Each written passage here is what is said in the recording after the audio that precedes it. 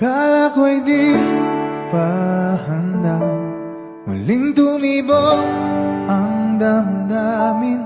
Ngunit bigla kang dumating sa buhay ko.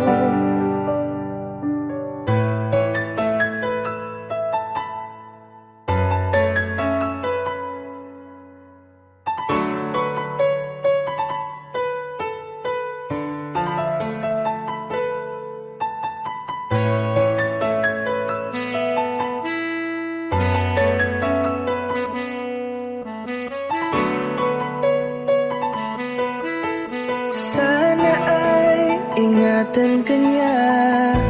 Hindi ko kayang makitang lumuluha ka.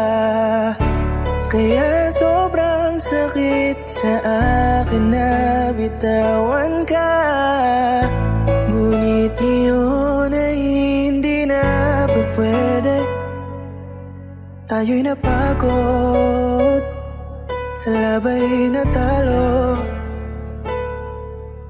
Kaya akin ang ipapaubaya ang puso mo sa kanya. Alam ko naman na siya nang